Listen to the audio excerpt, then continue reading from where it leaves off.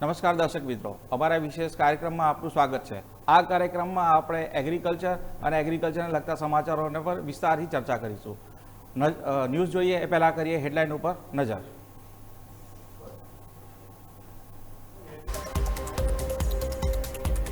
Fertiliser association of ઇન્ડિયાની જાહેરાત। ખરીફ season માટે યુરિયા અને ખાતરનો પુરવઠો પૂરતા પ્રમાણમાં છે। પશ્ચિમ એશિયાના વધતા સંઘર્ષ વચ્ચે રાહતની વાત। પશ્ચિમ એશિયાના યુદ્ધની અસર ભારતના કૃષિ નિકાસ ઉપર ખતરો। પશ્ચિમ એશિયામાં ભારતના કૃષિ નિકાસ માટે મહત્વપૂર્ણ બજાર। સંઘર્ષના કારણે ભારતના કૃષિ નિકાસ ઉપર જોવા પડી માઠી અસર। ભારત કેનેડા વચ્ચે કૃષિ સહકાર। શિવરાજસિંહ ચૌહાણ અને સ્ટોક મો વચ્ચે નવી દિલ્હી ખાતે થઈ બેઠકમાં બંને દેશો વચ્ચે થયા કરાર। કૃષિ સંશોધન અને આધુનિક ખેતીના સહકાર વધારવા થશે ભારત અને કેનેડા વચ્ચે સહકાર।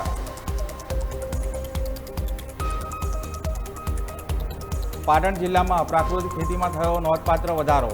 રાજ્ય સરકારના પ્રાકૃતિક કૃષિ મહાઅભિયાન હેઠળ પાટણ જિલ્લામાં વધી રહ્યો છે કૃષિ ખેતીનો વ્યાપ।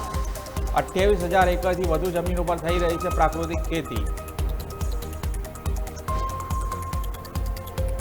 હવામાન વિભાગ દ્વારા આજ અને આવતીકાલ માટે જાહેર કરાયા એલર્ટ। આજે ઓરેન્જ એલર્ટ અને કાલ માટે કરાયું ઓરેન્જ એલર્ટ। 6 જિલ્લામાં તાપમાનનો પારો થઈ શકે 40 ડિગ્રી સેલ્સિયસને પાર।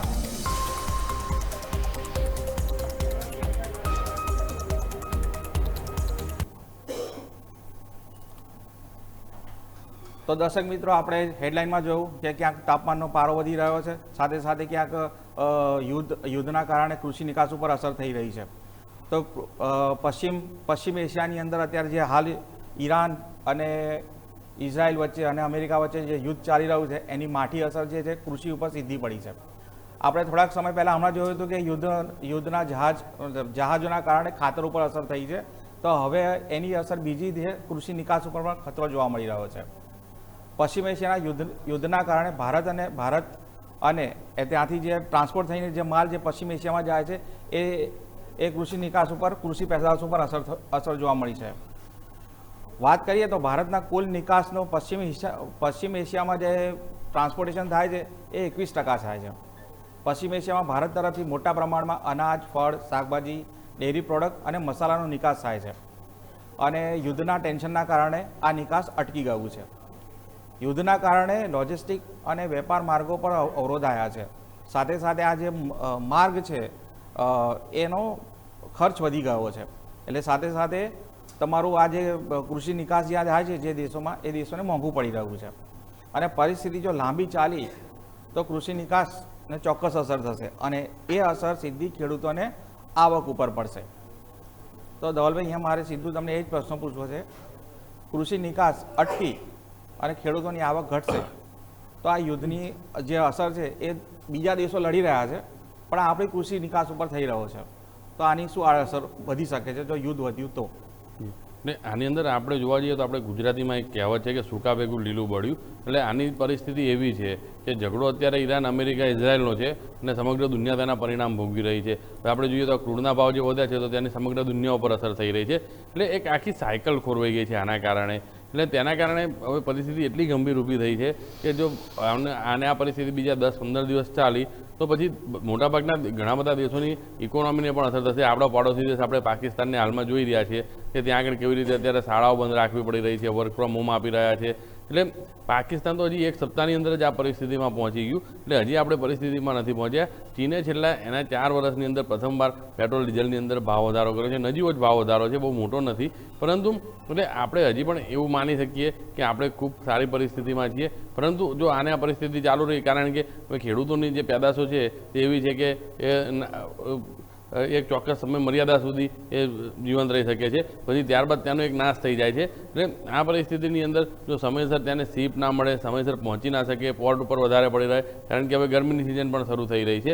એટલે આ પરિસ્થિતિની અંદર ખેડૂતોને ખૂબ મોટું નુકસાન સહન કરવાનો વારો આવી શકે છે. કારણ કે વૈશ્વિક પરિસ્થિતિ જે રીતની ડામાડોળ થઈ છે તો તેના કારણે આમાં સરકાર પણ એક હદ સુધી મદદ કરી શકશે. પૂરેપૂરી મદદ કરી શકે તેવી સ્થિતિમાં તે પણ નહીં રહે. કારણ કે જ્યારે વૈશ્વિક સપ્લાય ચેન આખી ખોરવાઈ ગઈ છે ત્યારે તેનો રસ્તો કાઢવો એક ખૂબ જટિલ બનતો હોય છે. તો કે ભારત પોતાની હંમેશા કૂટનીતિમાં સફળ રહ્યું છે અને અત્યારે વૈશ્વિક શાંતિ માટે એક અપીલ કરી રહ્યું છે. જેના કારણે આ જો શાંતિ શરૂ થઈ જાય, શાંતિની પહેલ, તો એક ફરીથી બધા રૂટ શરૂ થઈ શકે છે. કારણ કે આપણે જોઈએ તો આપણા જે બાસમતી છે ત્યાંની સૌથી વધુ નિકાસ ઈરાનમાં થાય છે. તે સિવાય અત્યારે ત્યાં રમઝાન ચાલી રહ્યું છે બધા ગલ્ફ કન્ટ્રીની અંદર, તો ત્યાં આગળ ફ્રૂટની જરૂર મોટા પ્રમાણમાં પડતી હોય છે. તો આ બધા જે શિપ અહીંયાથી નીકળ્યા હતા, ઘણા બધા શિપ વચ્ચે અટવાઈ ગયા છે અને હવે શિપનું ભાડું પણ આવી પરિસ્થિતિમાં વધી જતું હોય છે. એટલે માની લો કે જો ટ્રાન્સપોર્ટ કરે તો તેનો ખર્ચ પણ વધી જતો હોય છે. જો ખરીદનાર પાર્ટી તે ટ્રાન્સપોર્ટ ખર્ચ આપવા તૈયાર હોય તો કોઈ વાંધો નથી, પરંતુ જો તેમાં પણ સમજૂતી ના થાય તો પછી ખેડૂતોને અહીંયા એક મોટો નુકસાન કરવાનો વારો આવે છે.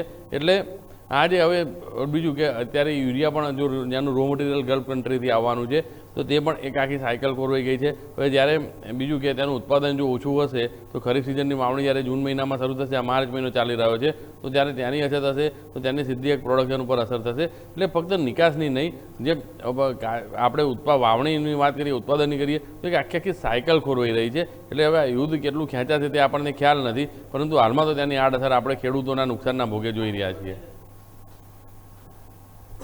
હા, ધન્યવાદ ધવલભાઈ. તમે સરસ રીતે સમજાવ્યું કે કૃષિ નિકાસની આપણા કેવી માઠી અસરો પડી રહી છે. પણ આશા રાખીએ કે યુદ્ધ જલ્દી પતે અને આપણા કૃષિ નિકાસને વેગ મળે. હવે આપણે જે ખાતરનો પુરવઠો છે પૂરતો છે, આ કોણ કહી રહ્યું છે? ફર્ટિલાઇઝર એસોસિએશન ઓફ ઇન્ડિયા, જેને તાજેતરમાં જાહેરાત કરી છે કે હવે અત્યારે રવિ સિઝન પતી ગઈ છે, ઉનાળુ સિઝન ચાલુ થવાની છે અને આપણી જે ભારત દેશની જે સૌથી મોટી કહેવાય ખરીફ સિઝન છે. ખરીફ સિઝન માટે ફર્ટિલાઇઝર ઓફ એસોસિએશન ઓફ ઇન્ડિયાએ, એટલે ટૂંકમાં FAI સ્પષ્ટ કરી છે, જે એમણે ચોખવટ કરી છે કે ખરીફ સિઝન માટે યુરિયા અને ફોસ્ફેટિકનો ખાતર પુરવઠો પૂરતો છે. એટલે ખેડૂત મિત્રોએ ચિંતા કરવાની જરૂર નથી. પણ જોવા જઈએ તો હાલમાં પશ્ચિમ એશિયાની વધતી જીઓપોલિટિકલ ટેન્શનના કારણે તાજેતરમાં આપણે સમાચાર જોયા હતા કે યુરિયા ખાતરનો પુરવઠો છે જે ખૂટી રહ્યો છે. પણ એ વખતે કેન્દ્ર સરકારે સ્પષ્ટ વાત કરી હતી કે દેશમાં પૂરતો પુરવઠો છે, ચિંતા કરવાની જરૂર નથી. સાથે સાથે ખાતર ઉત્પાદનમાં આયાત લોજિસ્ટિક માટે જે ઉદ્યોગો છે, કેન્દ્ર સરકાર છે, રાજ્ય સરકાર છે, સાથે મળીને કામ કરી રહી છે. દેશમાં ખરીફ સિઝન જૂન મહિનાથી શરૂ થાય છે. એ પહેલાં ઉનાળુ સિઝન ચાલુ થાય છે આપણી, પણ એમાં અંદર ખાતર છે, યુરિયા, પોટાશ, એનો મધ્યમ વપરાશ થાય છે. એટલે એમાં બહુ ચિંતા કરવાની જરૂર નથી અને એના માટેનો પુરવઠો આપણા દેશમાં પૂરતો છે. હવે વાત કરીએ તો નાણાકીય વર્ષ 25 અને 26ના પ્રથમ 10 મહિનામાં ખાતર ઉત્પાદન વધ્યું છે. આપણે લોકો જ્યારે દેશની વાત કરીએ તો દેશ સ્થાનિક ખાતર છે જરૂરિયાત, એના માટે સરકાર છે જે નેનો યુરિયા અને યુરિયા ઉપર સરસ રીતે કામ કરી રહી છે. સાથે સાથે DAP અને NPK ઉપર આપણે સ્વનિર્ભર થવાની પ્રક્રિયામાં આગળ વધી રહ્યા છે. એ જોવા જઈએ તો DAP અને NPK ખાતરનો સ્ટોક ગયા વર્ષ કરતાં 70થી 80% જેટલો વધ્યો છે. અને સરકાર તરફથી જે યુરિયા ઉત્પાદન માટે ગેસ એલોકેશનની જે પ્રાથમિકતા આપવામાં આવી હતી એમાં એને વધારો કરવામાં આવ્યો છે. એટલે અત્યારે હાલના તાજેતર સમયમાં આપણે એક સમાચાર મળી રહ્યા છે કે LPGની અંદર શોર્ટેજ આવી રહી છે. તો સરકારે પહેલી પ્રાથમિકતા આપણે યુરિયા ઉત્પાદનના અને કૃષિ ઉત્પાદનો માટે અલોકેશન કરેલું છે અને એનું વધાર્યું બી છે. અને સાથે સાથે આપણે રશિયા, બેલારુસ જેવા દેશો છે, મોરોક્કો, જોર્ડન, એ તરફથી સપ્લાયને ડાયવર્સિફાય કરવાનો પ્રયત્ન કરી રહ્યા છે. તો ધવલભાઈ, અહીંયા એક પહેલો પ્રશ્ન આપણને એ થાય કે રાહતના સમાચાર છે કે ખરીફ સિઝનની અંદર આપણી પાસે ખેડૂતોને પૂરતો યુરિયા મળી રહેશે. પણ જો સરકારની એક વાત કરીએ તો આપણે જે ડોમેસ્ટિક લેવલ ઉપર જે ગ્રોથ થઈ રહ્યો છે, જે આપણે હમણાં જ વાત કરી DAP કે NPKમાં 70% વધારો થયો છે, એમાં સરકારનું જે નેનો યુરિયા છે અને યુરિયા પ્લાન્ટ છે એ શું ફાળો આપી રહ્યો છે? એટલે આપણે નેનો યુરિયા જોવા જઈએ તો જ્યારે આપણે નેનો યુરિયા લાવવામાં આવ્યું હતું ત્યારે કેટલીક જગ્યાએ તેનો વિરોધની વાત ચાલી રહી હતી, પરંતુ ત્યારબાદ આપણે જોઈએ તો હવે જે રીતે અત્યારે વૈશ્વિક પરિસ્થિતિ ઊભી થઈ છે અને રો મટીરિયલનો સપ્લાય ખોરવાઈ રહ્યો છે, તો ત્યારે તેના કારણે અમે ખેડૂતોએ પણ સમજી રહ્યા છે કે ભાઈ જ્યારે અહીંયા સ્થાનિક વસ્તુ જો મળી રહેતી હોય તો પછી ફોરેનની વસ્તુ પર ધ્યાન આપવાની એટલી જરૂર નથી. કારણ કે યુરિયા આપણને ખ્યાલ છે કે આપણે અહીંયા કંપનીઓ જે છે, ઇફકો છે, GNFC છે, GSFC છે, ફેક્ટ છે, REC, આ બધી કંપનીઓ બનાવી રહી છે. પરંતુ આની અંદર હવે જે રો મટીરિયલ છે તે તો ગલ્ફ કન્ટ્રીમાંથી જવાનું છે, તે તો અહીંયા નથી થતું. એટલે જો ખેડૂતો પણ આ વસ્તુ સમજી જાય અને જે આપણે નેનો એરિયા છે તો તે એક લિક્વિડના ફોર્મમાં આવે છે, એટલે તેના માટે એટલી જરૂર પણ નથી પડતી. આ થોડુંક મોંઘું પડતું હશે, એટલે અહીંયા હવે ખેડૂતોએ સમજવાની જરૂર છે કે જો આવી પરિસ્થિતિ જ્યારે બગડે છે, હવે તમે જો સમયસર પાકને ખાતર ના આપો તો પણ એક બગડી જવાની ભય રહેતો હોય છે. એટલે જ્યાં સુધી તમારી સ્થાનિક વસ્તુ મળી રહે છે તો ત્યાં સુધી તેના ઉપર જ નિર્ભર રહો. વિદેશી ઉપર નિર્ભર રહેવામાં આવા પ્રકારની સમસ્યા આવે ત્યારે તમને એક મોટું નુકસાન જાય છે, કારણ કે જો સમયસર ખાતર નહીં મળે તો પાક પણ નુકસાન જશે ને તે વેચવા જશે તો ભાવ પણ નહીં મળે, એટલે ડબલ નુકસાન થવાની પરિસ્થિતિ છે. એટલે ધીમે ધીમે હવે ખેડૂતોએ પણ અહીંયા એક પોતાની પદ્ધતિ ટેવ બદલીને જે સ્થાનિક વસ્તુઓ છે તેના તરફ વળવાની ટેવ પાડવી પડશે, જેથી કરીને તેમને વાવણીમાં કોઈ નુકસાન ના જાય અને એક પાકનો સારો ભાવ મળી રહે. ધન્યવાદ ભાઈ. આપણે ખેડૂત મિત્રોને અહીંયા એ કહેવું છે કે બને ત્યાં સુધી આપણે સરકારે તો બાંહેધરી આપી છે, સરકારે વિશ્વાસ આપ્યો છે કે ખાતર અને ખાતરની જરૂરિયાતનો પૂરતો પુરવઠો છે, અને એના આપણે સમાચારમાં બી લીધું કે 70-80% NPN DAP આપણી પાસે છે, સાથે સાથે યુરિયા પણ આપણા પાસે પૂરતા પ્રમાણમાં રહેલું છે. અને તમે જુઓ તો તાજેતરની અંદર રાજ્ય સરકારે અને કેન્દ્ર સરકારે એગ્રી ઇન્ફ્રાસ્ટ્રક્ચરની વધારવાની વાત કરી હતી, સાથે સાથે ફર્ટિલાઇઝરની અંદર સબસિડી જે આપવામાં આવી છે એનો પણ વધારો કરવાની વાત કરી હતી. એટલે રાજ્ય સરકાર અને કેન્દ્ર સરકાર બંને આ મુદ્દે ચિંતિત છે અને ખેડૂતોના હિતમાં જે નિર્ણય લેવાય એના માટે કટિબદ્ધ છે. અને આવી જ એક જે કરાર કહેવાય કે સહકાર કહેવાય એ ભારત અને કેનેડા વચ્ચે થયો છે. તાજેતરમાં શિવરાજસિંહ ચૌહાણ આપણા કેન્દ્રીય કૃષિ મંત્રી અને સાસ્કેચવાનના કેનેડાના સાસ્કેચવાન એક પ્રાંત છે એના એમ્બેસેડર જે છે સ્કોટ મો વચ્ચે દિલ્હીમાં બેઠક થઈ હતી. નવી દિલ્હી ખાતે બેઠક યોજાઈ. એ બેઠકની અંદર બંને દેશો વચ્ચે કૃષિ સંશોધન, આધુનિક ખેતી પદ્ધતિ અને સહકાર વધારવા માટેની ચર્ચા થઈ. કેનેડા અને ભારત વચ્ચે જે મહત્ત્વની વસ્તુ છે કૃષિ ઇનપુટ પર ભાગીદારનું મહત્ત્વ છે, અને કેનેડા તરફથી આપણને ભારતને જે મળી રહ્યો છે પોટાશ એ ખાતર માટેનું બહુ મહત્ત્વનું એક એલિમેન્ટ ગણવામાં આવે છે, અને એના વચ્ચે ભારત અને કેનેડા વચ્ચે કરાર થયો છે.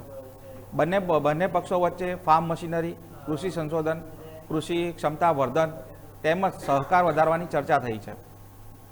બેઠકમાં કૃષિ મંત્રાલય અને એના અન્ય અધિકારીઓ ત્યાં હાજર રહ્યા હતા.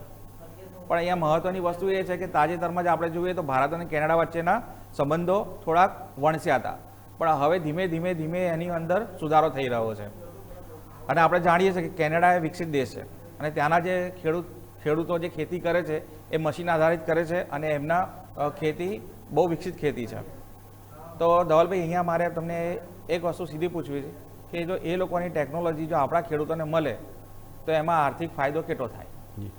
પૂરેપૂરો ફાયદો થઈ શકે, કારણ કે ટેકનોલોજી વસ્તુ એવી છે કે જ્યારે તેના કારણે તમારું જે વર્કલોડ છે તે ઘટી જાય છે, ઉત્પાદન વધી રહે છે, ખેડૂતો પોતાની કાર્યક્ષમતા વધારી શકે છે. એટલે આવા જે વિવિધ અલગ પાસાઓ છે તેનો જો ખેડૂતો લાભ લેતા શીખી જાય તો તેમને ખૂબ મોટા પ્રમાણમાં લાભ થઈ શકે છે. એટલે આ જે MOU કરવામાં આવ્યા છે જો તેનો લાભ મળતો થશે તો અહીંયા ઘણું બધું સારું કરી શકીશું, કારણ કે આપણે જોઈએ છીએ કે આધુનિક મશીનરી વડે જે ખેડૂતો ખેતી કરી રહ્યા છે તો તેમને એક સારું વળતર મેળવી રહ્યા છે, કારણ કે તે બીજા ખેડૂત કરતાં પોતાની વાવણી જલ્દી પૂરી કરે છે, ટેકનોલોજીનો ઉપયોગ હોય છે, એટલે તેને પછી ક્યાં કઈ રીતના પગલાં લેવા તેનો ખ્યાલ હોય છે. એટલે આ જે વિવિધ પગલાં લેવામાં આવે છે તેના કારણે તેને પછી જ્યારે વેચવા જાય પોતાનું પાક ત્યારે ગુણવત્તાના કારણે તેને ભાવ પણ સારો મળી રહે છે. એટલે આ વિવિધ પાસાઓ છે તેનો તેમને પૂરતા પ્રમાણમાં લાભ મળી રહે છે, અને તેના કારણે જો આ મશીનરી આપણને મળી શકે છે તો ચોક્કસ ખેડૂતોને એક મોટા પ્રમાણમાં લાભ થઈ શકશે. તો દર્શક મિત્રો, કેનેડા અને ભારત વચ્ચે જો મિત્રતા થાય તો એનો સીધો જ ફાયદો છે આપણા ખેડૂતોને મળશે. ત્યાંની મશીનરીઝ આવશે, ત્યાંનું ખાતર આવશે, ત્યાંની નવી ટેકનોલોજી આવશે, આ બધી આપણા ખેડૂતોને ફાયદો કરાવશે. દર્શક મિત્રો, અત્યારે આપણે એક વસ્તુ સ્પષ્ટ રીતે જાણીએ છીએ કે આપણા જે રાજ્યપાલ છે દેવવ્રતજી એ એક મિશન ઉપર નીકળ્યા છે, પ્રાકૃતિક ખેતી. અને પ્રાકૃતિક ખેતીમાં ધીમે ધીમે વધારો થઈ રહ્યો છે. એ વધારો કયા જિલ્લામાં થયો છે એ આપણે વાત કરીશું એક વિરામ બાદ.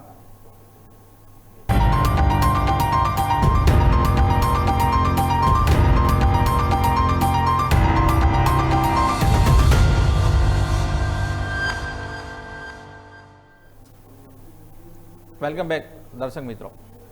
બ્રેક પહેલાં આપણે વાત કરી હતી કે આપણા જે રાજ્યપાલ છે એક મિશન ઉપર નીકળ્યા છે પ્રાકૃતિક ખેતીના, અને જ્યાં પણ જાય ત્યાં પ્રાકૃતિક ખેતીને પ્રમોટ કરવાનું ચૂકતા નથી. અને એમનો જે મહેનત છે, જે અથાગ પ્રયાસ છે, એને સફળતા મળી હોય એવું લાગી રહ્યું છે. અને પાટણ જિલ્લાની વાત કરીએ તો પાટણ જિલ્લામાં પ્રાકૃતિક ખેતીમાં નોંધપાત્ર પ્રગતિ થઈ છે. રાજ્ય સરકારના પ્રાકૃતિક મહાઅભિયાન હેઠળ જે સરકાર તરફથી કે સરકારના ખેતીવાડી વિભાગ તરફથી જે સતત ખેડૂતોને કહેવામાં આવે છે પ્રાકૃતિક ખેતી તરફ વળો, રાસાયણિક ખાતરોનો ઉપયોગ ઓછો કરો, અને એની સફળતા ક્યાંક ને ક્યાંક મળતી હોય એવું લાગી રહ્યું છે. પાટણ જિલ્લામાં પ્રાકૃતિક ખેતીનો ઝડપથી વિસ્તાર થઈ રહ્યો છે. પ્રાકૃતિક વિકાસ બોર્ડ અને આત્માના માર્ગદર્શન હેઠળ સ્થાનિક ખેડૂતોને પ્રાકૃતિક ખેતી કઈ રીતે કરવી અને કેવી રીતે અપનાવી એની તમામ પ્રકારની માહિતી એ લોકોને મળતી રહે છે. એના પરિણામે તો દેખવા જઈએ તો 24,200થી વધુ ખેડૂતોએ 28,000 એકર જમીનમાં પ્રાકૃતિક ખેતી કરવાનું ચાલુ કર્યું છે. અને આથી અટક્યા નથી. આનાથી આગળ વાત કરીએ તો પ્રાકૃતિક ખેતીના પ્રચાર માટે 218 જેટલા મોડલ ફાર્મ તૈયાર કરવામાં આવ્યા છે અને સતત ખેડૂતોને આ અંગે માહિતી આપવામાં આવે છે. 21 બાયો સેન્ટર રિસોર્સ સેન્ટર જે જિલ્લામાં એક્ટિવ છે. હવે આ બધા પ્રયાસોના કારણે થયું છે શું? ગવાર, ચણા, મગ, ઘઉં, રાઈ, કપાસ, દિવેલા, અડદ બધા જ પ્રકારના તમામ પ્રકારના જે પાક છે એ પ્રાકૃતિક રીતે લેવામાં આવી રહ્યા છે. અને જિલ્લા જો વાત કરીએ તો ક્લસ્ટર લેવલ ઉપર આનું છે પ્રમોટ કરવામાં આવી રહ્યા છે. ખેડૂતો માટે વિશેષ તાલીમ કાર્યક્રમ પણ યોજવામાં આવે છે કે જેની અંદર જીવામૃત, ધનામૃત, બીજામૃત, દેશી ગાય આધારિત ખેતી કઈ રીતે કરવી તેનું તમામ પ્રકારનું માર્ગદર્શન આપવામાં આવે છે.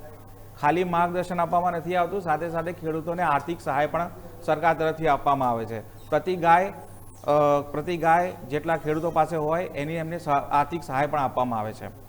અને એફપીઓના મારફતે માર્કેટિંગની સુવિધા પણ કરવામાં આવી છે. જો પાટણ જિલ્લાની વાત કરીએ તો તેના રાધનપુર છે, પાટણ છે, પાટણ છે, રાધનપુર આસપાસના જિલ્લાઓની અંદર છે દર ગુરુવારે આ રીતનું કૃષિ હાટ ભરાય છે. કૃષિ હાટની અંદર પ્રાકૃતિક જે પેદાશો હોય છે એનું વેચાણ પણ થાય છે. અને પ્રાકૃતિક ખેતી અપનાવવાથી ખેડૂતોને બી ફાયદો થાય છે, જમીનને પણ ફાયદો થાય છે અને ગ્રાહકોને સ્વસ્થ ખોરાક અને ખેત પેદાશ મળી રહે છે. તો ધવલભાઈ અહીંયા સીધો જ પ્રશ્ન કે આ જે પ્રયાસો છે એમાં ગુજરાત સફળ નીવડ્યું છે? ચોક્કસ, કારણ કે આપણે જોઈએ તો જે ખેડૂતોએ ગાય આધારિત કે પ્રાકૃતિક ખેતી કરી છે તે બધા એક સારી આવક મેળવી રહ્યા છે અને તેમને લાભ થાય. એમાં મહેનત થોડીક વધી જાય છે, પરંતુ તેમાં પણ જ્યારે વળતર સારું મળતું હોય તો પછી મહેનત કરવામાં શું છે, દરેક વ્યક્તિ મહેનત એટલા માટે જ કરે છે કે એક સારી આવક મેળવી શકે. એટલે જે પ્રાકૃતિક ખેતી કરવામાં આવી રહી છે તો તેના ફળ થોડા લાંબા ગાળે મળતા હોય છે, પરંતુ ચોક્કસ મળવા લાગ્યા છે. કારણ કે પછી જમીન તમારી જે છે તે રસાયણ મુક્ત થવા લાગે છે, ફળદ્રુપતા વધવા લાગે છે. એટલે ગાય આધારિત અને પ્રાકૃતિક ખેતી આ બે આપણે સરકારનો એક મહત્તમ પહેલ રહ્યો છે અને રાજ્યપાલ તો સતત એના માટે પ્રચાર કરી રહ્યા છે. તે હરિયાણા જેવા રાજ્યમાંથી આવે છે. એટલે આના ભાગરૂપે આપણે જોઈએ તો સૌરાષ્ટ્રમાં બહુ બધા ખેડૂતો આવી રીતે ગાય આધારિત ખેતી કરતા શરૂ થઈ ગયા છે અને તેના આધારે એક સારામાં સારું વળતર મેળવી રહ્યા છે. એટલે અને બીજું કે આમાં પાકની ગુણવત્તા વધુ સારી હોય છે, એટલે બીજા ખેડૂતો કરતાં આવા ખેડૂતોને ભાવ પણ વધારે મળે છે. એટલે આપણે જોઈએ તો રાજ્યમાં 28,000 હેક્ટર કરતાં વધુ જગ્યાએ અત્યારે પ્રાકૃતિક ખેતી શરૂ થઈ ગઈ છે. એટલે આવનારા દિવસોમાં બની શકે છે કે આનો વ્યાપ પણ વધી શકે છે, જેથી કરીને વધુમાં વધુ ખેડૂતો પ્રાકૃતિક ખેતી અપનાવતા થાય અને તેનો લાભ લઈ શકે. તો દર્શક મિત્રો, અત્યારે આપણે જે પ્રાકૃતિક ખેતીને એના બધાના સમાચાર સાંભળ્યા. આ રહ્યા તો સામાન્ય સમાચાર. હવે એક કમોડિટીની વાત કરીએ આપણે તો કપાસના વાયદામાં સામાન્ય તેજી જોવા મળી છે. બુધવારના કપાસના વાયદામાં જો વાત કરીએ તો 20થી 25 પોઈન્ટનો સામાન્ય વધારો થયો છે. માર્ચ મહિનાનું નબળું ટ્રેડિંગ જોવા મળી રહ્યું છે. એનો મતલબ દેખાઈ રહ્યું છે કે જ્યાં સુધી કપાસનો અત્યારે હવે પાછોતરા સિઝન ચાલુ થઈ રહી છે. 9 માર્ચ ધી સીમ પ્લેટફોર્મ પર જો વાત કરીએ તો 5,900 ગાંસડીનું વેચાણ થયું છે. સરેરાશ ભાવ જો વાત કરીએ તો 62.44 સેન્ટ પ્રતિ પાઉન્ડ રહ્યો છે. અને કોટલુક એ ઇન્ડેક્સ ઇન્ડેક્સ પ્રમાણે વાત કરીએ તો મંગળવારે 10 પોઈન્ટ વધીને 74.75 સેન્ટ પર વધાયો છે. આઈસીઈના સર્ટિફાઈડ કપાસ પ્રમાણે જો વાત કરીએ તો 6,518 બેલ્સ એટલે ઘાસડીનો ઘટાડો નોંધાયો છે. સર્ટિફાઈડ સ્ટોકની જો વાત કરીએ તો 1,21,986 ઘાસડી રહી છે. 26 માર્ચના કપાસની જો વાત કરીએ તો એ $62 ઉપર બંધ થયો છે. મે મહિનાના કપાસના પોઈન્ટમાં 25% વધારો થયો છે, જે 65 ઉપર બંધ થયો છે. 26 જુલાઈનો જે કપાસની વાત કરીએ તો એમાં 14 પોઈન્ટના ઉછાળા સાથે $67.97 ઉપર બંધ થયો છે. હાલ વાયદા છે એક રેન્જની ટ્રેન્ડમાં ફસાયા છે. આની પહેલાંનો જો વાત કરીએ તો એક અઠવાડિયા પહેલાં આ જે રેન્જ હતી એ $65 થી $64 હતી અને હવે આવી છે $66 થી $67. પણ સાથે સાથે જો વાત કરીએ તો હજી પણ સ્પોટના ભાવ ગણીએ કપાસના તો કપાસના ભાવ સારા મળી રહ્યા છે. તો ધવલભાઈ અહીંયા સ્પષ્ટ દેખાઈ રહ્યું છે કે ઉનાળુ વાવેતર કપાસનું નબળું થવાની છે, એના હિસાબે ધીમે ધીમે સામાન્ય તેજી કપાસમાં જોવા મળી રહી છે. એટલે સીધો સંકેત છે કે જ્યારે સપ્લાયની વાત આવતી હોય છે એટલે માંગના પ્રમાણમાં પુરવઠો ઓછો હોય તો ભાવ વધારે જ મળે છે.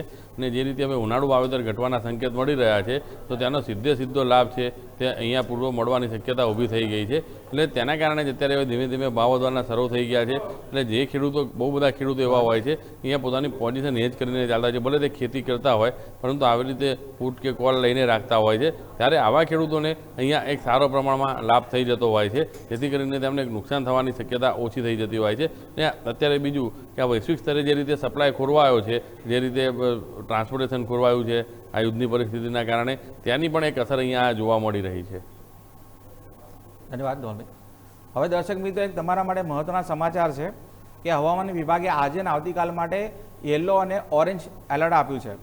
હવામાન વિભાગે 6 જિલ્લામાં ઓરેન્જ એલર્ટ આપ્યું છે અને 12 જિલ્લામાં યલો એલર્ટ આપ્યું છે. કચ્છ, બનાસકાંઠા, પાટણ, મોરબી, સુરેન્દ્રનગર, રાજકોટમાં ઓરેન્જ એલર્ટ આપવામાં આવ્યું છે.